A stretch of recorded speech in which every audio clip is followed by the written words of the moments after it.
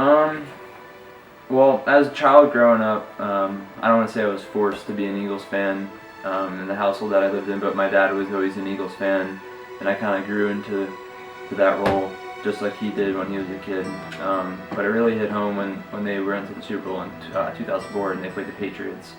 An absolutely crushing loss in the Super Bowl, but it's such a successful season. But I've kind of grown into the shoes where if you don't win the Super Bowl, you had a bad season. I'm a pretty passionate fan. There was this one time, it was actually the year after the Super Bowl. I woke up one morning and my dad was like, "Hey man, like let's go to training camp. It's gonna be a great day out. 85 degrees, right down in my backyard because I was from Bethlehem, PA, and they played at Lehigh." So yeah, I mean it's kind of like a traditional thing we did every year, and I remember running up to the fence, screaming, doing the chant, "Fly Eagles Fly." And then the players all came over and they signed autographs, and I was actually lucky enough to get the autograph with Donovan McNabb. I still have that back home, signed a football for me. I'll never forget it. But yeah, years after that, I would be able to be led on the field. I got to meet David Akers, Brian Westbrook, and all those guys. Absolutely legends, and loved playing for the game and for Philadelphia. And then when I came into college, I never realized how serious I would actually be an Eagles fan of, especially being in the city of brotherly love now. It's taken my passion to another level. I know I know every player on the roster. It's kind of sad, but I know most of the statistics, who's playing. I know all the news reports and everything like that. And actually last year, over the summer, I met the middle linebacker Michael Kendricks up at my apartment at Evo, and we actually exchanged numbers and like we text every now and then. And I was going to help him out with his philanthropy off the field. It's actually called Caribou Shack. So I've been talking to his friend about it and himself, and I've been wishing him like good luck every week. Although they kind of suck this year, it's kind of hard to see. But you know, I mean, I work in Franklin Square, and believe it or not, yesterday, Brent Selleck was just like happening to be in our CEO's office, and that was like a dream come true to just literally like walk by 5 feet from him and see him talking to our CEO. Like it's not a big deal or anything like that. But yeah, I mean, I read the news every day. I listen to WIP 94.1. I don't think there is a bigger Eagles fan my age, and if there is, I'd like to meet him to kind of prove him wrong. But I mean, you know, that's just kind of my spirit and everything like that. That's what keeps me going. So yeah, fly Eagles fly.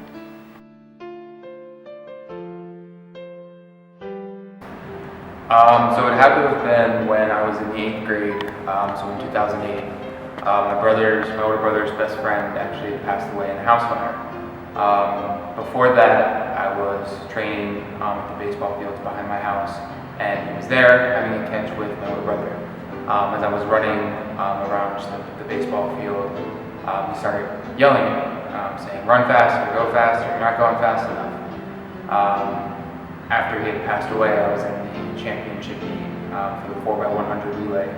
And as soon as I got the baton handed to me, all I could hear in my head was my older brother's best friend yelling, run faster, you're not running fast enough." So having him in my mind, helping me, pushing me through one of the toughest races during my elementary school career, that's when I really understood that I was passionate about running. I knew that's what I wanted to do when I went on to high school, and then that's basically why I'm as passionate about running as I am today.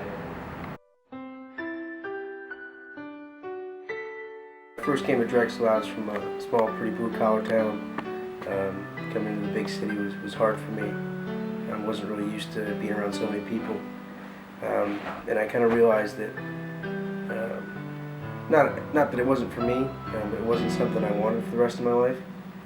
So I kind of realized how much the outdoors and being home, things like that, it meant so much to me. I grew up on a lot of property, so I go hunt and go fish, kind of really whenever I wanted. Being here in the city, I can barely go outside.